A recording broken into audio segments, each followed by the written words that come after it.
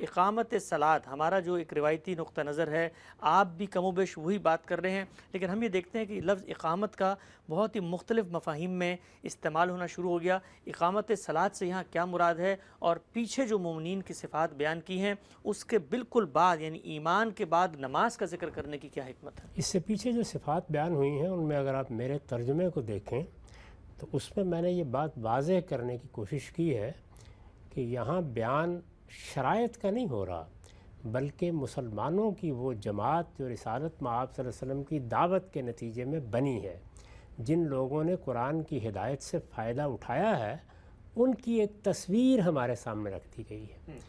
اس سورہ میں اصل مخاطبین کی حیثیت کچھ دیر میں واضح ہو جائے گا کہ یہود کو حاصل ہے۔ بنی اسرائیل کو اس میں خطاب کر کے ان پر حجت تمام کی گئی ہے۔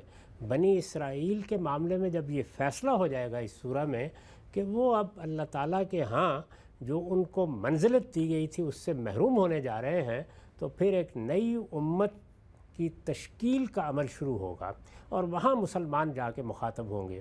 یہاں ان کو پس منظر میں رکھ کے، یعنی یہود کو یا بنی اسرائیل کو پس منظر میں رکھ کے قرآن ان کے سامنے یہ تصویر رکھ رہا ہے کہ اگر آدمی کے اندر خدا کا ڈر ہو، وہ اس دنیا میں اپنے آپ کو بے خوف نہ سمجھتا ہو، اسے یہ احساس ہو کہ میں اپنے وجود سے اس شہادت کو اپنے باطن میں محسوس کر رہا ہوں کہ میں کسی کا بنایا ہوا ہوں، میں کسی خالق کی مخلوق ہوں، اور اگر میرا کوئی خالق ہے تو مجھے اس کے سامنے جواب دہ ہونا ہے۔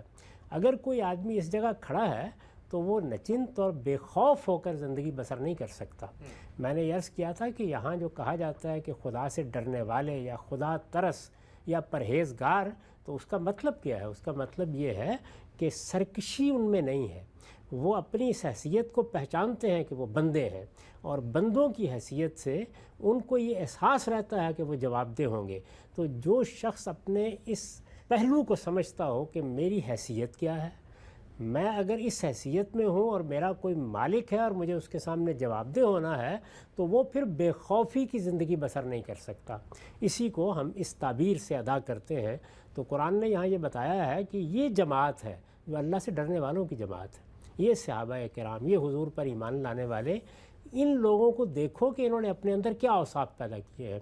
تو اس میں یہود نے دین کے معاملے میں جو رویے اختیار کیے ان کو مقابل میں رکھ کے ان صفات کو نمایاں کیا جا رہا ہے کہ یہ چونکہ خدا سے ڈرنے والے تھے تو یہ قرآن، یہ پیغمبر، اس پیغمبر کا آنا، اس پیغمبر کی بعثت ان کے لیے ذریعہ ہدایت بن گئی ہے، اور تم نے اپنے اندر سے خدا کا ڈر نکال دیا تھا، تم نچنت اور بے خوف ہو کر رہ گئے تھے، تو اس کے بعد اس کتاب سے بھی تمہارے لیے ہدایت کا دروازہ نہیں کھلا۔ تو یہاں سے گویا بات بتانا شروع کی ہے۔ اس کے بعد یہ بتایا ہے کہ تمہارے ہاں تو اس طرح کے مطالبات بھی بدقسمتی سے آ گئے کہ ارن اللہ جہرا، اللہ کو ہمیں دکھائیں گے، آنکھوں سے دکھائیں گے تو مانو گے۔ اس طرح کی احمقانہ باتیں اس لیے صادر ہوئیں کہ تم نہ اپنی پوزیشن کو سمجھ سکے، نہ دنیا کو سمجھ سکے، نہ خدا کے ساتھ اپنے تعلق کا صحیح شعور حاصل کر سکے۔ اس کا نتیجہ یہ سرکشی نکلی کہ تم نے اپنے پیغمبروں سے بھی اس طرح کے مطالبات شروع کر دیے۔ لیکن یہاں یہ جو جماعت بنی ہے، یہ جو لوگ ایمان لائے ہیں، یہ دیکھو بن دیکھے مان رہے ہیں، یعنی انہوں نے اس پہ اصرار نہیں کیا، انہوں نے اس حقیقت کو تسلیم کر لیا ہے کہ ہم انسانوں کی حیثیت سے جس امتحان میں ڈالے گئے ہیں وہ علم کا امتحان ہے۔ ہمیں یہ مطالبہ نہیں کرنا کہ ہم جانور ہیں اس لیے ہمارے سامنے لائیے تو تب ہم قبول کریں گے۔ ہمیں جب عقل دی گئی ہے، شعور دیا گیا ہے، استدلال کی طاقت دی گئی ہے، تو یہ کائنات، اس میں اللہ تعالیٰ کی نشانیاں یہ بہت کافی ہیں کہ ہم اس میں پیغمبروں کی بات کو سمجھ سکیں۔ یہ پس منظر ہے جس میں پھر آگے یہ بیان کیا گیا ہے کہ ان لوگوں نے اپنے آپ کو جب خدا کے سامنے ڈال دیا، بندے بن گئے خدا کے، تو پھر یہ اپنے پروردگار کے حضور پرستش کے لیے حاضر ہوتے ہیں۔ تو اس میں اقامت صلاۃ کا ذکر ہوا ہے۔ قرآن مجید سے یہ معلوم ہوتا ہے کہ جس وقت اللہ تعالیٰ کی معرفت انسان کو حاصل ہوتی ہے، ظاہر ہے کہ بن دیکھے کس کو ماننا ہے؟ اپنے پروردگار کو ماننا ہے۔ سب سے بڑی ہستی وہی ہے، اسی کی معرفت پر دین کا انحصار ہے۔ وہ ہے تو دین ہے، وہ نہیں ہے تو کوئی دین نہیں ہے۔ اللہ تعالیٰ پر ایمان ہی اصل میں فارق ہے۔ جس وقت ایک شخص اللہ تعالیٰ پر ایمان لے آتا ہے تو اس کا مطلب یہ ہے کہ وہ اس دنیا کے مادے سے، زمان سے، مکان سے ماوراء کسی ہستی کو اپنا خالق یا اپنا مالک مان لیتا ہے۔ وہ اپنا خالق و مالک اس کو مان لیتا ہے تو اس کے لازمی نتیجے کے طور پر اس کے جذبات کا، اس کے بندگی کے احساس کا اظہار ہوگا۔ وہ سب سے بڑا اظہار خدا کے ساتھ تعلق میں ہوگا۔ تو خدا کے ساتھ تعلق کے اظہار کے لیے سب سے بڑی چیز کیا ہے؟ نماز۔ یعنی نماز کیا ہے؟ نماز پرستش ہے۔ تو جب ہم کسی معبود کے ساتھ اپنے تعلق کا احساس پیدا کر لیتے ہیں تو باقی چیزیں تو اس کے بعد وجود میں آئیں گی۔ یعنی اللہ تعالیٰ کے ساتھ ہمارے تعلق کی 3 ضروری چیزیں جو بعد میں زیر بحث آئیں گی، ان میں سے سب سے پہلی چیز پرستش ہی ہے۔ یعنی اللہ کی عظمت کا احساس پیدا ہو گیا، وہ ہمارا معبود ہے، کائنات کا خالق ہے، منعم حقیقی ہے، سب کچھ دینے والا ہے، تو لازمی طور پر انسان کا باطن اس کے سامنے جھکتا ہے۔ یہ پرستش کیا ہے؟ باطن کے اندر انسان کے میں جھکنے کا احساس پیدا ہوتا ہے، وہ علامتوں کی صورت اختیار کر لیتا ہے۔ وہ علامتیں رکوع ہوتی ہیں، سجود ہوتی ہیں، قیام ہوتا ہے، دعا ہوتی ہے، مناجات ہوتی ہے۔ نماز انہی چیزوں کا نام ہے۔ چنانچہ نماز کو بعض اوقات صلاۃ سے تعبیر کیا ہے، تو صلاۃ کا لفظ اصلاً کس معنی میں ہے؟ دعا، یعنی اللہ سے مناجات، اللہ کی طرف رجوع، اللہ کے سامنے اپنے آپ کو ڈال دینا۔ اسی طرح نماز کے جو ارکان ہیں جیسے رکوع، سجود، قیام ہے، ان کے ساتھ بھی نماز کو جگہ جگہ تعبیر کی ہے۔ قوموا للہ قانتین میں قنوت سے تعبیر کر دیا، قیام سے تعبیر کر دیا۔ اسی طرح رکوع، سجود، تسبیح، نماز کو اس طرح اس کے اجزاء سے بھی تعبیر کیا جاتا ہے۔ تو نماز چونکہ پہلے سے موجود ایک عبادت ہے، یعنی یہ یوں نہیں ہے کہ اللہ تعالیٰ کے آخری پیغمبر نے آ کر پہلی بار لوگوں کو بتایا کہ نماز بھی ایک چیز ہے۔ اللہ تعالیٰ نے جب سے اپنا دین بھیجا ہے اس میں انسان کے اللہ تعالیٰ کے ساتھ تعلق کے اظہار کی سب سے بڑی صورت ہمیشہ نماز ہی رہی۔ سب سے بڑی صورت یہی ہے اور سب سے اولین صورت یہی ہے۔ یعنی جس وقت انسان یہ احساس اپنے اندر پیدا کرتا ہے وہ اپنے رب کے سامنے جھکنا چاہتا ہے۔ یہ جو ہمارے باطن کے اندر ایک جھکاؤ کا، ایک اخبات کا، ایک قنوت کا، ایک خشوع کا احساس پیدا ہوتا ہے، اصل میں اس کا اظہار جب ہم کرتے ہیں تو جس طرح باقی چیزوں کے اظہار کے کچھ ایسے آداب بن گئے ہیں یا علامتیں بن گئی ہیں کہ وہ انہی سے تسکین پاتی ہیں۔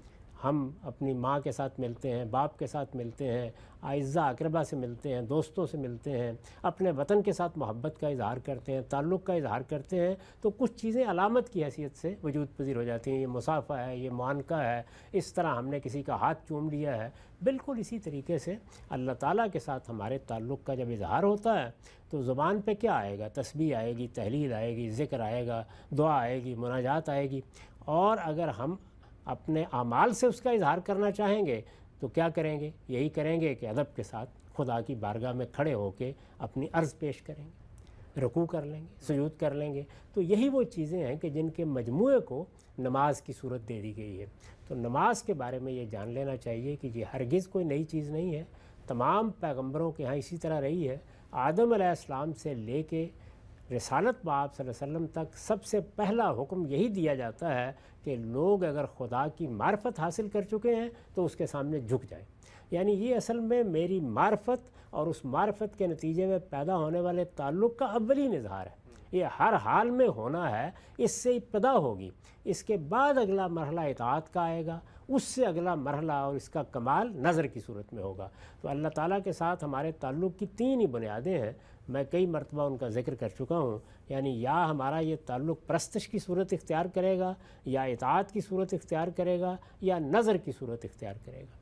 یعنی اللہ تعالیٰ ہماری جان مال بھی اگر طلب کرتے ہیں تو چونکہ وہ ہمارے مالک ہیں، ہمارے خالق ہیں، تو ہم اس کو پیش کرنے کے لیے تیار ہو جائیں گے۔ اس کا سب سے بڑا ظہور جہاد و قتال کی صورت میں ہوتا ہے۔ تو یہ جو عبادات ہیں ان میں نماز کی چونکہ یہ اہمیت ہے، وہ ہمیشہ سے اسی طرح رہی ہے۔ رسالت میں آپ صلی اللہ علیہ وسلم کی بعثت کہاں ہوئی؟ عرب میں ہوئی۔ عرب کون تھے؟ اسماعیل علیہ السلام کی اولاد ہیں۔ ابراہیم علیہ السلام نے یہ جب بیت اللہ بنایا ہے تو اس کی تاریخ آگے سورہ بقرہ میں سنائی جائے گی، تو اس میں بتایا جائے گا کہ ابراہیم علیہ السلام نے یہ حرم کیوں بنایا تھا۔ یہ حرم ہے کیا؟ یہ مسجد حرام ہے، یعنی یہ اللہ تعالیٰ کی عبادت گاہ ہے۔ جس طرح ہم مسجدیں بناتے ہیں، یہ وہ اولین مسجد ہے جو زمین پر بنائی گئی۔ اس مسجد کو بنائی اس لیے گیا تھا کہ لوگ اس کا طواف کریں، لوگ یہاں آ کے اعتکاف کریں، لوگ نماز کا اہتمام کریں۔ تو جگہ جگہ آپ کو ابراہیم علیہ السلام کی سرگزشت میں بھی نماز کا ذکر ملتا ہے۔ اب نماز کی ابتدا ہو گئی اس زمانے سے، چنانچہ یہ بنی اسماعیل، یہ قریش، یہ حضرت ابراہیم کی اولاد ہیں، یہ سب نماز کا اہتمام کرتے تھے، یہ روزے سے بھی واقف تھے، یہ جمعے سے بھی واقف تھے، یہ اسی طریقے سے حج عمرہ اس کا تو خاص اہتمام کرنے والے لوگ تھے، بلکہ ان کو بیت اللہ کی تولیت حاصل تھی۔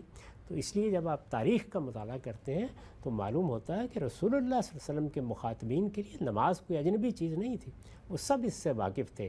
البتہ جس طرح ہمارے ہاں بھی ہوتا ہے کہ جب 2-2.5 ہزار سال گزر گئے ہیں تو اس میں کسی کا کوئی بدعت داخل ہو جائے گی، کچھ چیزیں فراموش ہو جائیں گی، کچھ کے بارے میں کچھ غلط فہمیاں ہوں گی، ان سب کو رسول اللہ صلی اللہ علیہ وسلم نے ابتدا ہی میں دور کر کے اللہ تعالیٰ کے حکم کے مطابق اپنے ماننے والوں کو بھی نماز کا پابند کیا۔ تو اس لیے نماز کے بارے میں نے یہ لکھا ہے، یہاں جو نوٹ آپ نے پڑھا ہے، نماز کے بارے میں یہ لکھا ہے کہ یہ کوئی جاننے کی ضرورت نہیں تھی، نہ اس کا تعارف کرانے کی ضرورت تھی۔ یہی سبب ہے کہ نماز کے بارے میں کوئی تفصیلات قرآن کو بیان کرنے کی کبھی ضرورت نہیں لاحق ہوئی۔ یہ تو بالکل ایسے ہی ہے جس طرح اس وقت ہم نماز کا ذکر کرتے ہیں تو ہمارے سننے والوں میں ہر شخص کو معلوم ہے کہ نماز سے کیا مراد ہے۔ یہی صورتحال رسالت مآب صلی اللہ علیہ وسلم کے زمانے میں بھی تھی۔ تو اس لیے صلاۃ کیا ہے، نماز کیا ہے، اس کے لیے کوئی ادنا تردد بھی نہیں تھا۔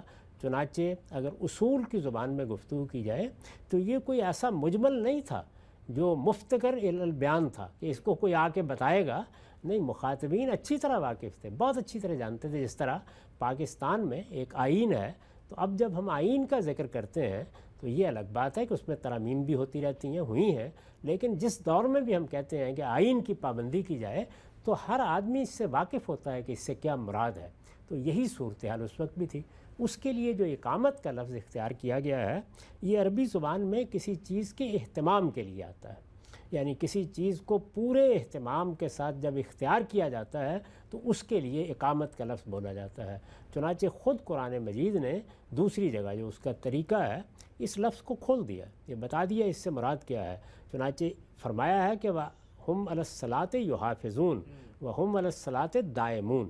تو یہ گویا کیا چیز ہے؟ حفاظت اور دوام۔ کسی چیز کو جب آپ اہتمام سے اختیار کرتے ہیں تو اس کا مطلب کیا ہے؟ اس کا مطلب یہ ہے کہ آپ اس چیز کے بارے میں محتاط ہیں، آپ اس کو بالکل درست سمجھنے کی کوشش کرتے ہیں، آپ اس کے ایک ایک پہلو کو جاننے کی صحیح کرتے ہیں، آپ ایک ایک پہلو کو اس کے صحیح آداب کے ساتھ ادا کرنے کی کوشش کرتے ہیں، اور اسی طرح اگر اس کے بارے میں یہ ہدایت کی گئی ہے کہ اس کا 5 وقت اہتمام ہونا ہے یا 10 وقت اہتمام ہونا ہے تو آپ اس پر دوام اختیار کرتے ہیں، مداومت اختیار کرتے ہیں۔ یہ نہیں کہ ایک بار سر سجدے میں رکھا اور چلیے حق ادا ہو گیا۔ تو دونوں چیزیں ہیں، یعنی دوام اور حفاظت، جس کو اگر آپ ایک لفظ میں ادا کریں تو وہ کیا ہے؟ وہ اقامت۔ اس لیے اس سے بالکل یہ غلط مفہوم لوگوں نے نکال لیا کہ اقامت کا مطلب یہ ہے کہ نماز کے لیے مسجدیں قائم کی جائیں گی اور نماز کے لیے باقاعدہ حکمران جمعے کے لیے آئیں گے اور نماز کے لیے پوری مملکت میں ایک خصوصی اہتمام کیا جائے گا۔ اس کا اقامت کے لفظ سے کوئی تعلق نہیں ہے۔ یہ نماز کے احکام ہے، یعنی جس وقت آپ کو کہا جاتا ہے فلاں چیز کا اہتمام کرو تو فلاں چیز دیکھی جائے گی کہ اس کے بارے میں کیا ہدایات کی گئی ہیں۔ تو فلاں چیز کے بارے میں یہ ہدایات ہیں کہ اس میں نہ صرف یہ کہ ہم نے نماز پڑھنی ہے بلکہ اس کے لیے مابت قائم کرنے ہیں، نہ صرف یہ کہ مابت قائم کرنے ہیں بلکہ جمعے کا اہتمام کرنا ہے۔ جمعے کے اہتمام کے لیے ہمارے حکمرانوں کو ہدایت کی گئی ہے کہ وہ مسجد میں آئیں، وہ اس نماز کا اہتمام کریں یا اپنے نمائندوں کو بھیجیں۔ یہ ساری چیزیں بالکل درست ہیں، لیکن ان کا اقامت کے لفظ سے کوئی تعلق نہیں۔ یہ اصل میں صلاۃ کے بارے میں احکام ہے۔ یوں سمجھ لیجئے کہ اگر اقامت کا لفظ نہ ہوتا اور اس کی جگہ یہ ہوتا کہ وہ نماز کی حفاظت کریں یا وہ نماز کی حفاظت کرتے ہیں یا نماز کی حفاظت کرو یا نماز پر دوام اختیار کرو یا نماز کو اختیار کیے رکھو، تب بھی یہ ساری چیزیں مراد ہوتی، کیونکہ یہ نماز کے بارے میں جو احکام دیے گئے ہیں یہ ان کا حصہ ہیں۔ وہ احکام اگر پیغمبر نے نہ دیے ہوتے تو اقامت کے لفظ سے یہ چیزیں اس میں شامل نہیں ہو جاتی۔ تو یہ ایک بڑی غلط فہمی ہے جو ہمارے ہاں بعض بڑے غیر معمولی اور بڑے مفکرین کو لگی ہے موجودہ زمانے میں کہ یہ سب چیزیں لفظ اقامت کا نتیجہ ہیں۔ نہیں، یہ صلاۃ کے بارے میں احکام کا نتیجہ ہے۔ یعنی ہمیں نماز کے بارے میں صرف یہی نہیں کہا گیا کہ ہم اللہ تعالیٰ کی پرستش کو اس کے صحیح آداب کے ساتھ انفرادی طور پر ادا کریں، ہمیں بحیثیت جماعت بھی یہ حکم دیا گیا ہے کہ ہم اس کے لیے مسجدوں کا، معابد کا اہتمام کریں۔